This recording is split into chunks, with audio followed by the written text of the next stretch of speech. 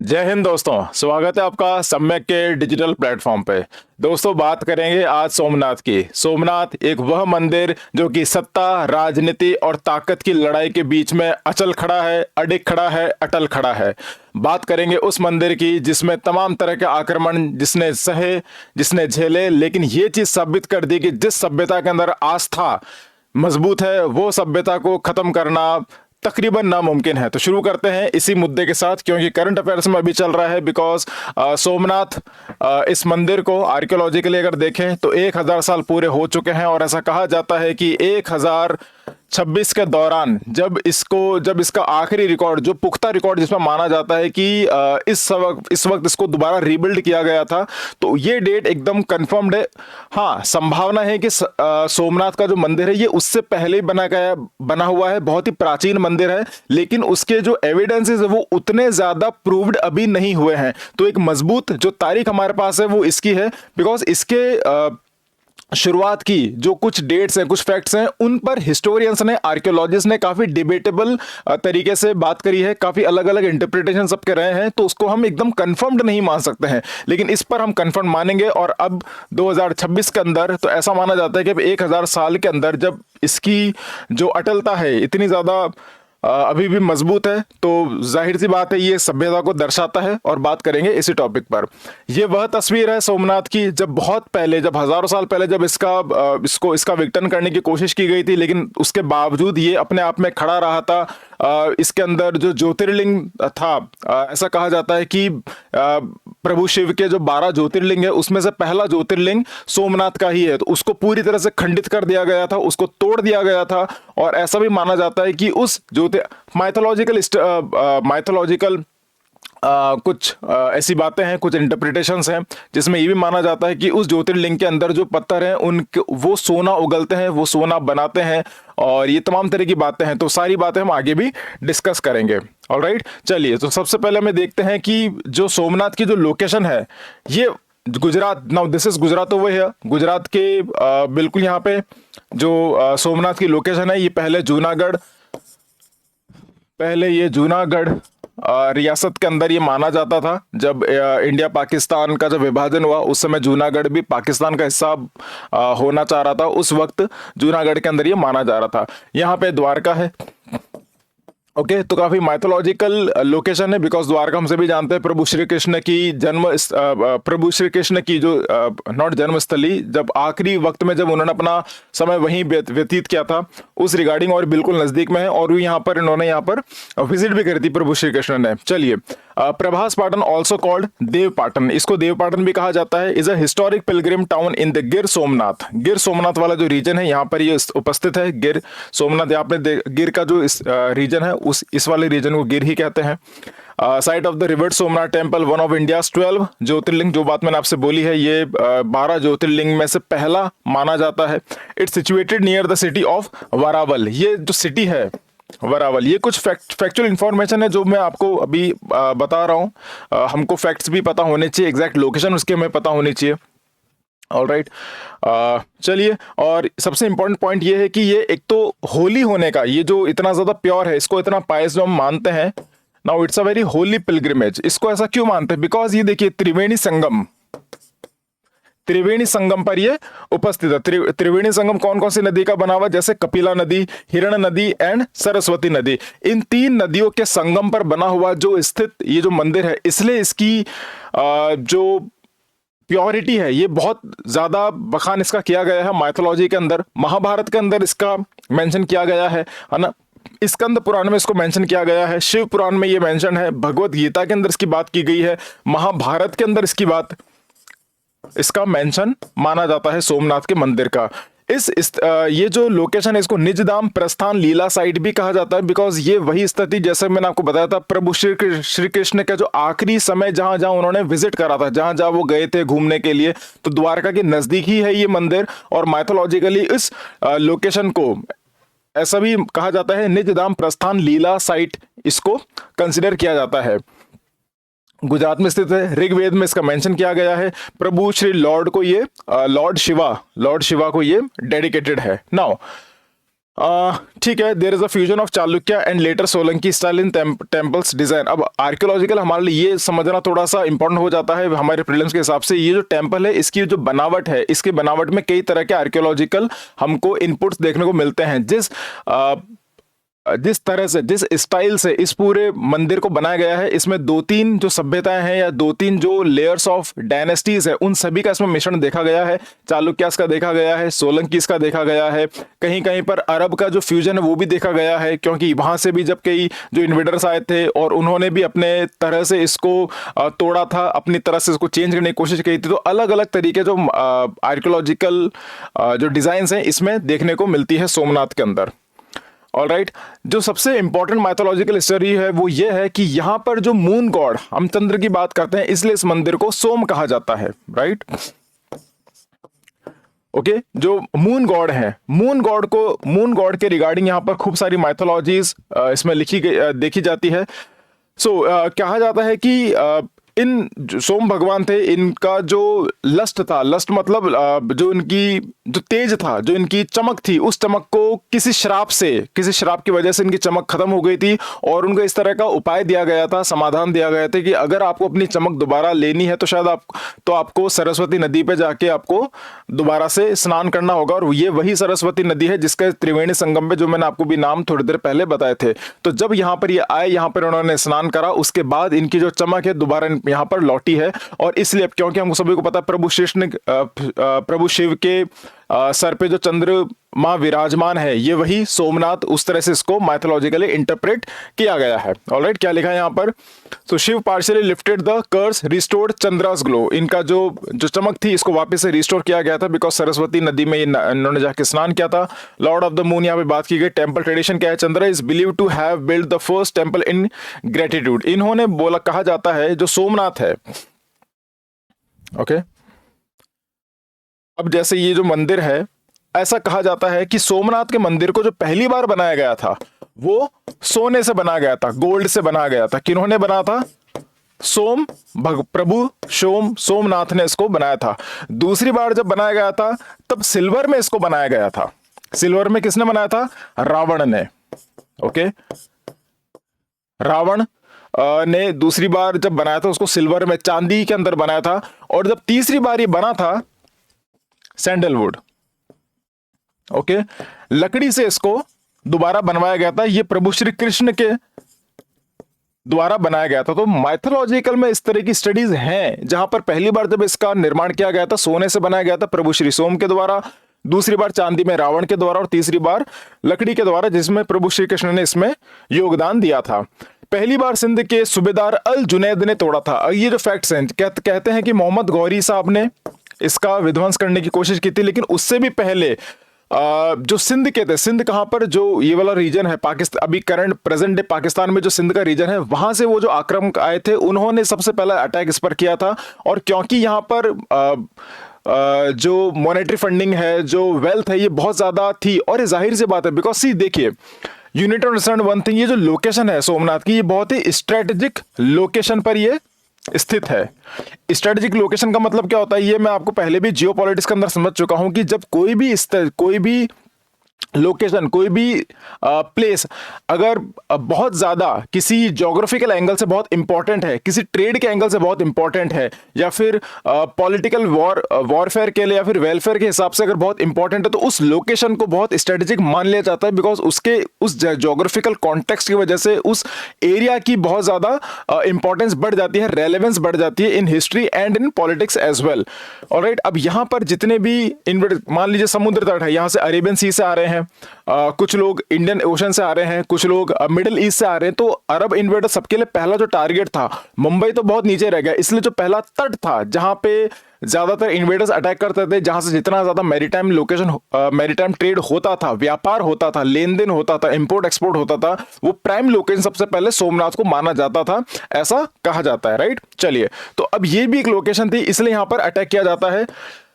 But ये सिर्फ attack पैसों के लिए नहीं था। जाहिर सी बात है, देखिए अगर आपको किसी सभ्यता को मिटाना हो, किसी सभ्यता को बदलना हो या फिर इतिहास को बदलना हो, तो कोई भी आक्रामक सबसे पहला अटैक काम करता है वहां के जो इंपॉर्टेंट सिग्नेचर्स हैं, वहां से उस लोकेशन के जो सबसे इंपॉर्टेंट जो सिंबल्स हैं, राइट, उसको पहले उसको तोड़ा जाता है, उसको बदला जाता है, उसको खत्म किया जाता है। उसके बाद ही वो साइकोलॉजिकली आप किसी लोकेशन को ट्रैप कर सकते हो या फिर उस पर राज कर सकते हो। अगर एक सभ्यता दूसरी सभ्यता पर राज करना चाहती है तो वो सभ्यता पहले उनके सिंबल्स, सिग्नेचर्स, उनके जो साइन है उनको खत्म करना चाहती है। और हिंदू सनातन धर्म की जो भी सभ्यताएं थी, जितने भी इंडियन सब कॉन्टिनेंट में सभ्यताएं रही थी, इन सब का प्राइम जो सिंबल था that was Shivling, isn't it?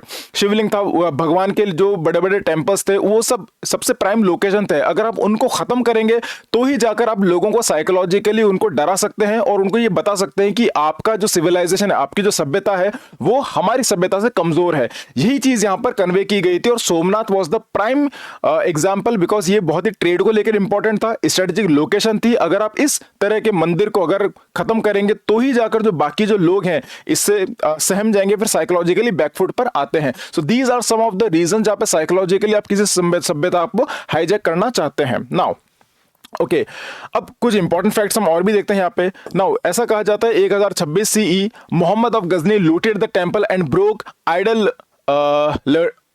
Earning and epithet idol breaker. इनको आइडल ब्रेकर के नाम से जाना जाता था जो मोहम्मद गजनी को। क्यों? बिकॉज ये जहां जहां पे जाते थे वो उस सभ्यता के सिंबल, उस सभ्यता की जो साइंस थे उसको खत्म करना चाहते थे। वाई?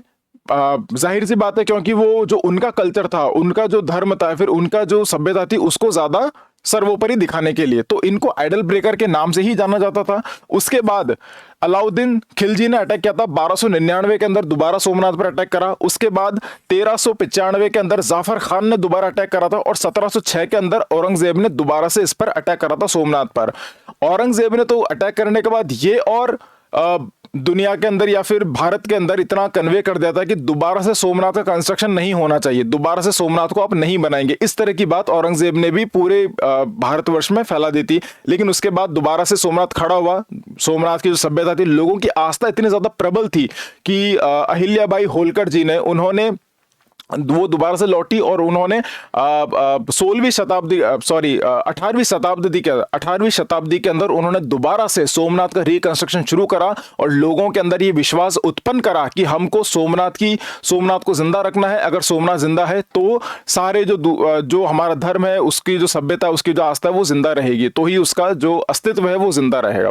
चलिए, ऑलराइट, अब इंपॉर्टेंट एक हिस्ट्री का पोर्शन ये भी है कि गुजरात प्रतिहारा डायनेस्टी थे, यहाँ के जो रूलर्स थे, यहाँ के जो राजा लोग थे, उन्होंने इसको इंस्टॉल करने में बहुत अहम भूमिका निभाई थी। नागभट्ट टू गुजर प्रतिहारा से बिलोंग करते थे। He rebuilt Somnath after earlier destruction, जो पहले इसका विध्वंस किया गया था उसके बाद सोमनाथ को दोबारा बनाया गया था। नागभट्ट वन जो गुजरात प्रतिहारा रूलर थे।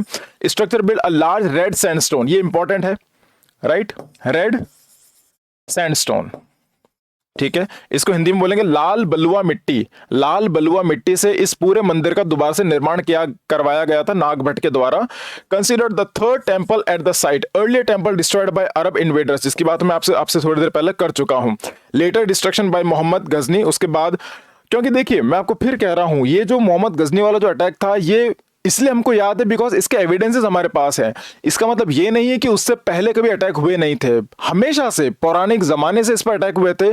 और यही बात यहां पर लिखी गई है कि अल जुनैद से भी पहले कुछ इन्वेडर्स थे जिन्होंने यहां पर अटैक किया था। अब यहां पर वेल्थ को लेके, अब क्योंकि ये अटैक हमको इतने ज्यादा याद नहीं रहते बिकॉज उस वक्त जब अटैक किए जाते थे, एकदम प्राचीन काल में जब अटैक किए जाते थे, वो एकदम पैसों को लेके, पैसों को दिमाग में रखते हुए, वेल्थ को, उस संपत्ति को ध्यान में रखते हुए अटैक किए जाते थे। लेकिन मोहम्मद गजनवी के समय जब अटैक किया गया था, उस समय जो किसी इंसान की, किसी लोग, धर्म या फिर सभ्यता की जो धार्मिक आस्था है उसको चोट पहुंचाने के लिए अटैक किया गया था, इसलिए वो अटैक ज्यादा लोगों के दिलो दिमाग में बैठा हुआ है।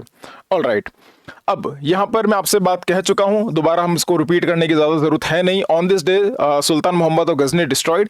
अब ये उस वक्त की पिक्चर ऐसी मानी जाती है कि इसकी स्थिति इतनी बुरी कर दी गई थी जब इसको लेफ्ट अलोन कर दिया गया था, जब मंदिर को रिकंस्ट्रक्ट नहीं करवाया गया था, बिकॉज इसका जो आज जो आप स्थिति देखते हो इसका रिकंस्ट्रक्शन करवाया गया था 1950 के अंदर। ये आपको आगे बताऊंगा मैं, ठीक है। 1950 में जब हमने देखा है, अभी जो हम देखते हैं सोमनाथ, वो 1950 के द्वारा बनाया गया था। उससे पहले जो स्थिति थी वो इस तरह की ही कुछ स्थिति हुआ करती थी। ओके, चलिए।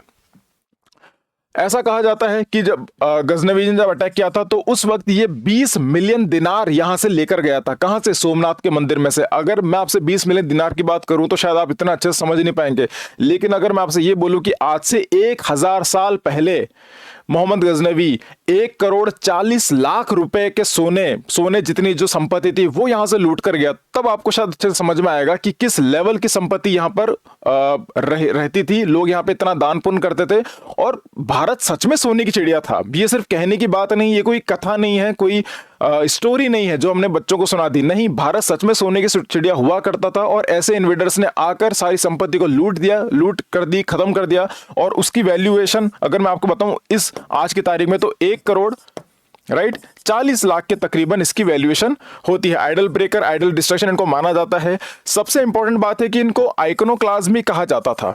Okay, now what is the meaning of iconoclasm? देखिए, कई बार क्या होता है कि हम सभी ने पढ़ा है, आर्ट एंड कल्चर के अंदर ही पढ़ा है हमने, 7th 8th की स्टैंडर्ड में पढ़ा है कि कोई भी धर्म जो होता है वहां पे दो तरह के आप पूजा पाठ करते हैं, फिर दो तरह से आप किसी भी धर्म को मानते हैं। जैसे कुछ धर्मों के अंदर आप मूर्तियों के अंदर अपनी आस्था को प्रकट करते हैं, और कुछ धर्म होते हैं जो मूर्ति में नहीं मानते। ठीक है, कुछ धर्म में मूर्तियां नहीं मानी जाती।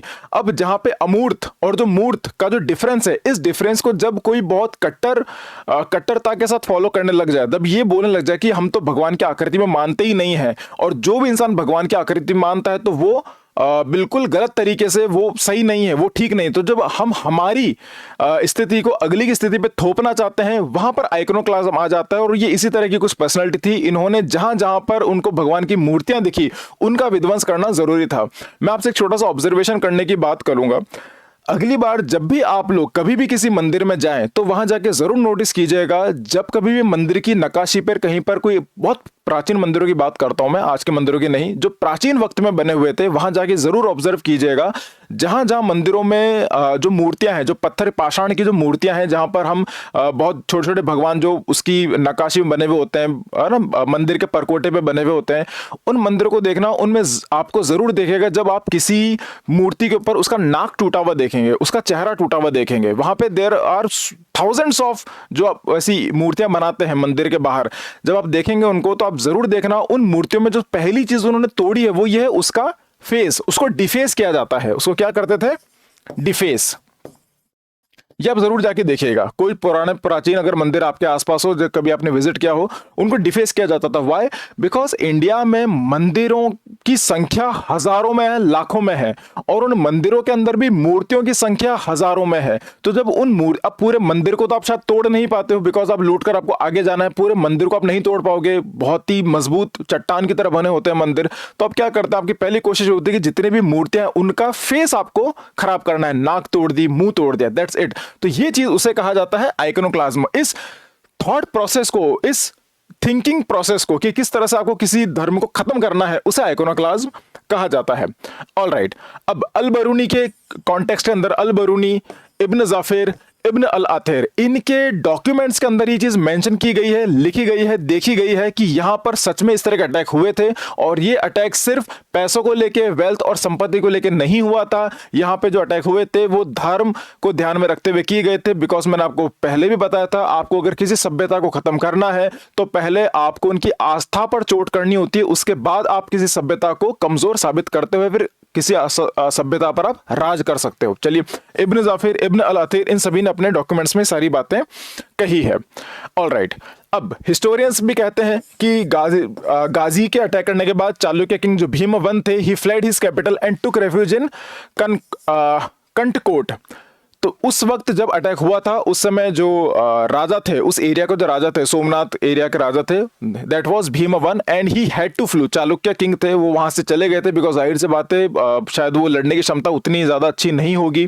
तो उनको वहां से जाना पड़ा। लेकिन लेटर ऑन जब पूरा डिस्ट्रक्शन हो गया था तो उसको कुमारपाला ने इसको रिकंस्ट्रक्ट करवाया था। This is very very important. Kumarapala ने इसको बहुत अच्छे तरीके से इसको दोबारा डेवलप करवाया था, बहुत अच्छे तरीके से इसको बनवाया था। इसमें अलग अलग तरह की नक्काशियां, इसको सोने चांदी और सैंडलवुड तरीके से, चंदन की जो लकड़ियां होती है, इससे इसको पूरा नवाजा गया था और बहुत ही ब्यूटीफुली इसको वापस से रीबिल्ड री इनोवेशन करवाया गया था इस मंदिर का। ऑलराइट, जैसा कि मैंने आपको बताया कि बीच बीच में जब भी इसका विघटन हुआ था, जैसा ना अलाउद्दीन खिलजी की बात करी, मुजफ्फर शाह की मैंने बात करती, औरंगजेब की हमने बात करी थी यहाँ पर, तो 1665 के अंदर औरंगजेब ने जब इस मंदिर को तोड़ा था, ओके, पहले शायद ये 1706 वहां पे लिखा हुआ था पीछे, वो गलत फैक्ट है, please I am really sorry, 1706 नहीं है, दैट इज 1665। 1665 में जब औरंगजेब ने इस मंदिर का विध्वंस किया था, उसके बाद जब उन्होंने ये चेतावनी दी थी कि कोई भी दोबारा से इस मंदिर को खड़ा नहीं करेगा, क्योंकि आप सोचिए ना, अगर आपके दादा परदादा, अगर मैं आपको इस कॉन्टेक्स्ट समझाना चाहूँ, अगर आपके दादा परदादा किसी सभ्यता को खत्म करना चाहते हैं और सभ्यता दोबारा से उठ जाती है, तो आपके लिए कितना फ्रस्ट्रेशन का कारण बन जाता है कि ये सभ्यता खत्म क्यों नहीं होती है।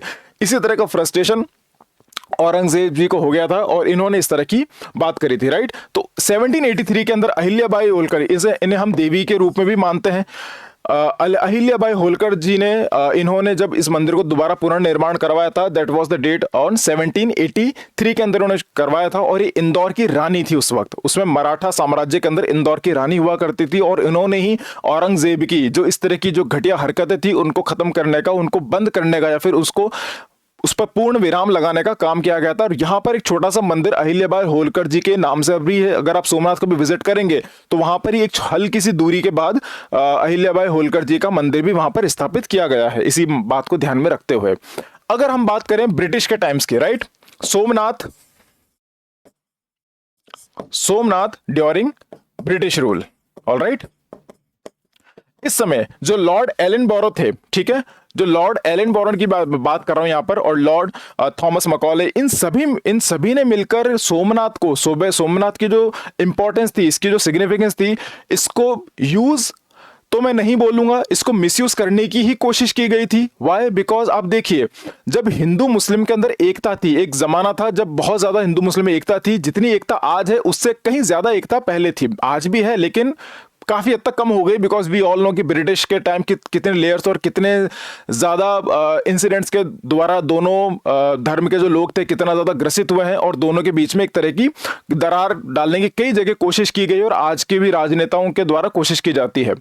उस वक्त भी जब ये कोशिश की गई थी, उसको दिमाग में यही रखा गया था कि अगर हमको हिंदू मुस्लिम की यूनिटी को तोड़ना है, अगर हमको डिवाइड एंड रूल की पॉलिसी, राइट, जो हम पढ़ते हैं हमेशा, डिवाइड एंड रूल, जब हम इस पॉलिसी को पढ़ते हैं, हम इसमें यही देखते हैं कि अंग्रेजों को अगर राज करना है तो उनको यही देखना है कि हिंदू मुस्लिम अगर इनके बीच में अगर दरार आ जाए, तब इन्होंने एक प्रोक्लेमेशन ऑफ गेट्स निकाला था। क्या कहते हैं उसको? इन्होंने एक कानून निकाला था, प्रोक्लेमेशन ऑफ गेट्स। एक सेकेंड,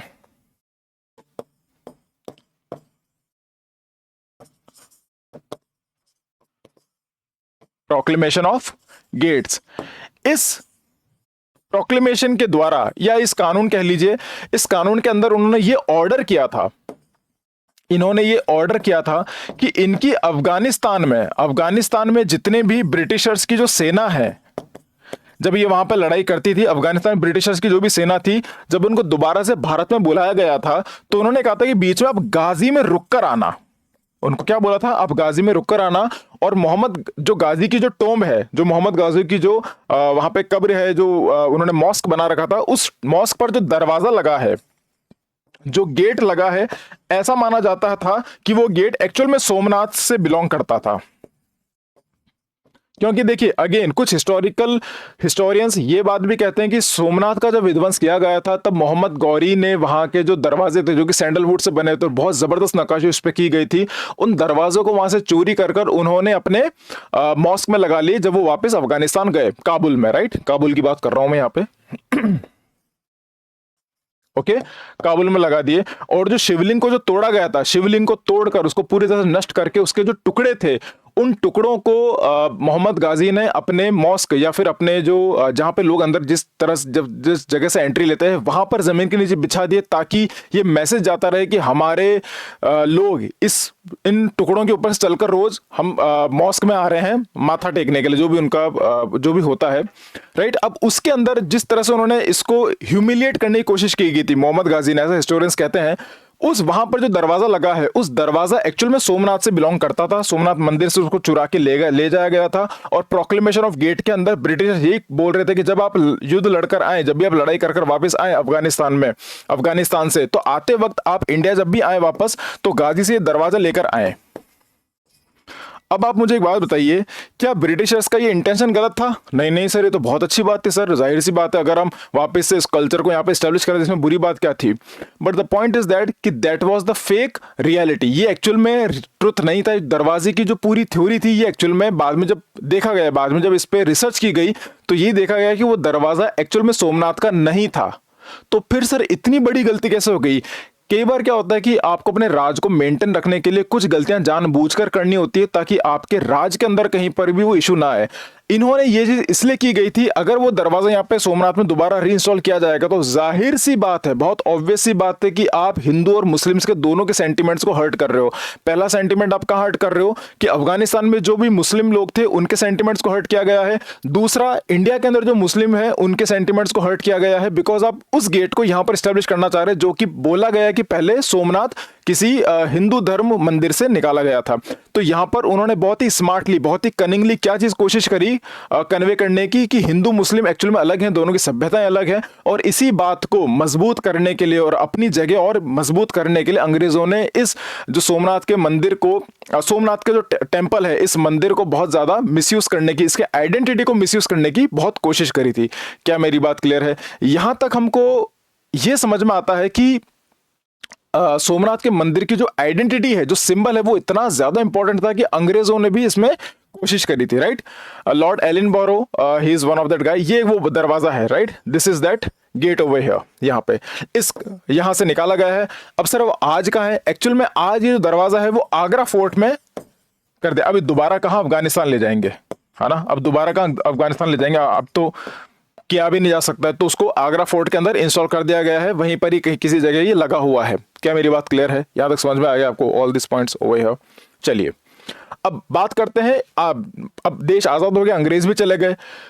1947 के बाद कांग्रेस लीडरशिप के अंदर एक इंपॉर्टेंट कमेटी बैठी और उस कमेटी के अंदर यही बात डिस्कस की गई थी कि हमको दोबारा से सोमनाथ को रीइंस्टॉल करने के लिए, रीएस्टैब्लिश करने के लिए हमको पूरी कोशिश करनी है। तो उस वक्त के जो कांग्रेस के लीडर्स थे, ये सभी लोग यहां पर घूमने आए थे और ये उस वक्त के सोमनाथ के मंदिर की तस्वीर है। Okay, look at the picture over here. तो आपको दिखता है कि कितना ज्यादा ये विघटन इसका हो चुका था। और ये जो बने हैं, जो पाषाण, ये जो पत्थर बने हैं यहाँ पे लगे हैं, ये हजारों साल पुराने पत्थर हैं जिससे ये मंदिर बना हुआ है। चलिए अब इस वक्त जो सबसे इंपॉर्टेंट, सबसे क्रूशियल रोल जिनने प्ले किया था, वो no one other than Sardar Vallabh भाई पटेल साहब। सरदार वल्लभ भाई पटेल साहब, इन्होंने बहुत ज्यादा कोशिश करी कि इस मंदिर को दोबारा से रेनोवेट किया जाए। तो इन्होंने, मैं आपको फिर बता रहा हूं जो चीज आपको पहले रिमाइंड कराई थी मैंने, जब देश को आजाद 1947 में कराने की कोशिश की जा रही थी, देश का विभाजन हुआ, कुछ जो प्रिंसली स्टेट थे वो पाकिस्तान को ज्वाइन करना चाह रहे थे, कुछ इंडिया में रहना चाह रहे थे। तो Junagadh was one of those princely state जो कि पाकिस्तान में जाना चाह रहा था। अब ये पाकिस्तान में जाना चाह रहा था और इसी के अंदर सोमनाथ था। तो यहां पर पूरी ताकत लगा दी सरदार पटेल साहब ने कि ये जो जूनागढ़ है ये भारत में ही रहे। और वहां पर रेफरेंडम करवाया, रेफरेंडम जीता, है ना। वहां पर रेफरेंडम कराया। रेफरेंडम मतलब होता है वहां पर आप डेमोक्रेसी की तरह आप इलेक्शन वगैरह करवाते हैं और लोगों ने चुन लिया। तो राजा तो भाग गया पाकिस्तान, लेकिन जनता यहीं रही और ये जो एरिया है ये इंडिया में ही काउंट किया गया। ये जो प्रिंसली स्टेट था इंडिया में ही काउंट किया गया, जूनागढ़, राइट। तो इसलिए इनका जो इसका जो अस्तित्व है, सोमनाथ का अस्तित्व में बहुत बड़ी भूमिका सरदार पटेल साहब ने निभाई है। ओके, 12 नवंबर 1947 में एक्सेशन ट्रीटी साइन कर ली गई थी जूनागढ़ की और जूनागढ़ पूरी तरह से भारत का हिस्सा बन गया था। ओके, तब इन्होंने ओके यहां पर के एम मुंशी साहब हैं। तो सरदार पटेल जी ने और के एम मुंशी साहब ने के एम मुंशी जी ने, के एम मुंशी जी ने एंड सरदार पटेल ने, उस समय डेप्यूटी प्राइम मिनिस्टर थे, होम मिनिस्टर भी थे और डेप्यूटी प्राइम मिनिस्टर भी थे, सरदार वल्लभ भाई पटेल जी। और के एम मुंशी साहब शायद फूड मिनिस्ट्री में थे, फूड मिनिस्ट्री में ये हुआ करते थे के एम मुंशी जी। इन दोनों ने मिलके गांधी जी के पास गए थे, जाहिर सी बात है 1947 से पहले की बात है, ये उसी दौरान की बात है। गांधी जी के पास गए, उन्होंने ये प्रस्ताव रखा कि सर हमको इंस्टॉल करवाना है, Somnath is the biggest identity that we have today in India. अगर देश आजाद होता है तो इसकी आइडेंटिटी को भी, अस्तित्व को भी मजबूत रखने की जरूरत है। गांधी जी ने भी यही बोला कि बिल्कुल इस मंदिर को दोबारा से विनिर्माण इसका करवाना चाहिए, दोबारा से इसका रेनोवेशन, सब कुछ रीबिल्डिंग इसे करवानी चाहिए, क्योंकि लोगों की आस्था बहुत मजबूत तरीके से इससे जुड़ी हुई है। गांधी जी ने लेकिन इसमें एक ही बात बोली थी, बिकॉज भी संविधान बनाई था और संविधान के अंतर्गत India is a secular nation, तो किसी भी गवर्नमेंट को इसमें डायरेक्टली इन्वॉल्व नहीं होना चाहिए। तो अगर लोग इसको फंडिंग करते हैं, लोग अगर सोमनाथ के लिए पैसा देते हैं और इतना अगर पैसा हमारे पास है, तो सरकार की फंडिंग के बिना अगर इस मंदिर को दोबारा बनाया जा सकता है तो बिल्कुल संभवतः बनवाना चाहिए। ये जो बात थी, जो आइडिया था, ये गांधी जी का था और ये पटेल साहब को रजामंदी यहीं से मिली थी और के एम मुंशी साहब दोनों ने मिलकर इस पर पूरी ताकत लगा दी कि दोबारा से विनिर्माण या फिर इसका काम कैसे करवाना। तो बहुत ही अच्छे तरीके से एक्स्ट्रा एक्टिवली होकर इसमें पार्टिसिपेट किया गया था। राजेंद्र प्रसाद जी ये उस समय देश के राष्ट्रपति थे, ये 1951 की बात है। 1951 के अंदर जब इसका प्राण प्रतिष्ठा वाला जब पूरा सेरेमनी हुई थी, दिस शिवलिंग हुआ है, ये दोबारा इसको बनाया गया है, ठीक है, ये शिवलिंग है यहाँ पर। इस शिवलिंग को जब दोबारा से इसकी प्राण प्रतिष्ठा है ना, इसका जो इंस्टॉलमेंट सेरेमनी जब हुई थी, उसमें राजेंद्र प्रसाद जी को इसमें इनवाइट किया गया था। अब देखिए, मैं यही कहना चाह रहा हूं कि सोमनाथ की जो सभ्यता है, सोमनाथ की जो आइडेंटिटी है, इसने ताकत, राजनीति, युद्ध, इन सभी के बीच में सरवाइव करा है। और राजनीति से मेरा मतलब कई बार ये होता है, क्योंकि कांग्रेस के अंदर भी जैसे बहुत जो लीडर्स थे, इन्होंने बहुत ताकत लगाई सोमनाथ को एस्टेब्लिश करवाने की, लेकिन कुछ लीडर्स के इसमें रजामंदी नहीं थी। और ऐसा भी कहा जाता है, इसलिए थोड़ा कॉन्ट्रोवर्शियल हो जाता है, थोड़ा पॉलिटिकल डिबेट में चला जाता है, बिकॉज ऐसा कुछ लोग क्लेम करते हैं कि उस वक्त नेहरू जी इस बात को लेकर ज्यादा खुश नहीं थे। नेहरू जी ये कहते थे कि इंडिया को, सरकार को, गवर्नमेंट को एक्टिवली पार्टिसिपेट नहीं करना चाहिए जब भी रिलीजियस इस तरह के सेरेमनीज हो, एक्टिवली पार्टिसिपेट नहीं करना चाहिए। तो उस समय नेहरू जी ने शायद राजेंद्र प्रसाद जी को लेटर लिख के दिया था कि आपको इसमें नहीं जाना चाहिए। ओके, अच्छा, दूसरी बात ये कि के मुंशी जी ने, गांधी जी ने, सरदार पटेल साहब ने इसको रेनोवेट करवाने की पूरी ताकत लगाई थी, लेकिन अनफॉर्चुनेटली जब पूरी तरह से रेनोवेट हो गया था, 1951 की बात कर रहा हूं मैं,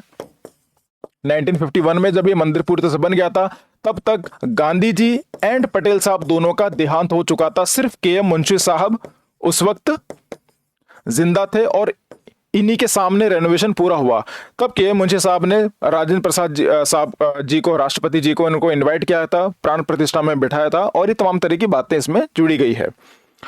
ऑलराइट, अब कुछ हिस्टोरियंस हैं जिन्होंने इसके अंदर बहुत पुख्ता प्रूफ साबित करे हैं, एविडेंसेस दिए हैं कि बिल्कुल जो सोमनाथ का मंदिर है ये बहुत ज्यादा प्राचीन है और इसके अंदर जो सभ्यता जो पूरी तरह से है, ये इसकी इंपॉर्टेंस क्या है, शिवलिंग की स्थिति क्या है, इंपॉर्टेंस क्या है, वो सारी बातें बी के थापड़ जी ने अपनी किताब के अंदर समझाने की कोशिश करी है। ओके, उसके बाद रोमिला थापड़ जी, ओके, ये भी एक बहुत ही पॉपुलर हिस्टोरियन है। इन्होंने भी सोमनाथ मंदिर के ऊपर बहुत ज्यादा स्टडी करी है और इस पे जो अटैक हुए हैं उनको इंटरप्रेट करने की कोशिश की गई है। हालांकि रोमिला थापड़ जी का यह मानना है कि सोमनाथ पर जो भी अटैक हुए हैं उस पर जो धार्मिक जो एंगल है वो नहीं था, उसमें सिर्फ इकोनॉमिक एंगल था, सिर्फ संपत्ति को लेकर, वेल्थ को लेकर ही इस पर अटैक किया गया था, ऐसा रोमिला थापड़ जी का मानना है। ऐसा इन्होंने बार बार अपनी स्टडीज के अंदर साबित करने की कोशिश की गई है। ओके, ये कहते हैं कि इन्होंने जितने संस्कृत टेक्स्ट वगैरह पढ़े हैं, जितनी भी सारी बातें देखी हैं, उसके अंदर जो भी अटैक का जो रीजन था वो यही था कि अगर एक राजा दूसरे देश के अंदर, दूसरे सभ्यता में अगर अपनी अधिकार स्थापित करना चाहता है तो वो पैसे से ही करेगा, लूट से ही करेगा, उसमें धार्मिक एंगल नहीं था, ऐसा रोमिला जी कहती हैं। ओके, ऑलराइट, अब यहां पर जो अंसारी जी, ओके, ये अंसारी जी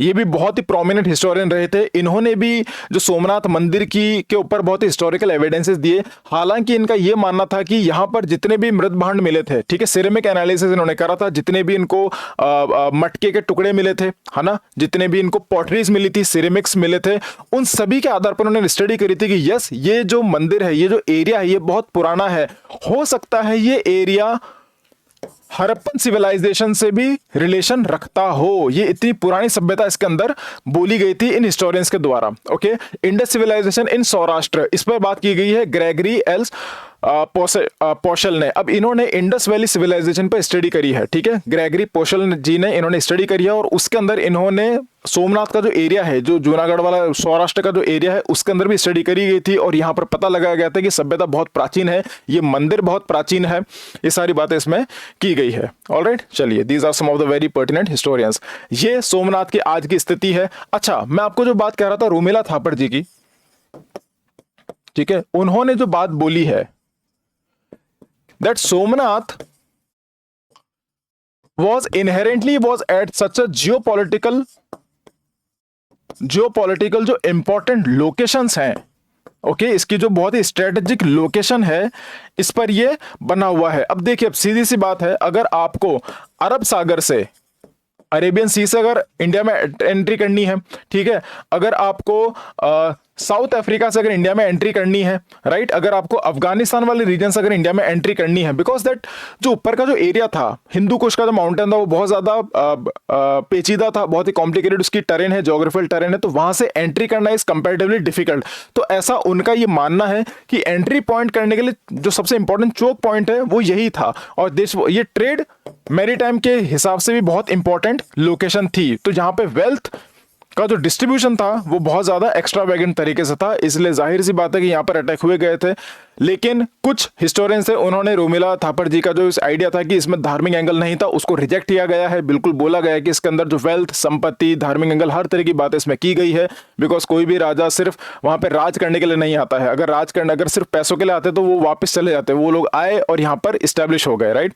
चलिए, so anyways with this I hope मैं आपको ये लेक्चर अच्छे से समझा पाया होगा। इसमें कुछ टेक्निकल चीजें हैं वो आपने देखी होगी, आर्कियोलॉजिकल एंगल से हमने इसको समझा है, हिस्टोरिकल पर्सपेक्टिव से हमने इसको समझा है, माइथोलॉजिकल पर्सपेक्टिव से हमने इसको समझने की कोशिश करी गई है। Alright, so thank you so much for your cooperation. This is Khushwant Singh signing off. जय हिंद।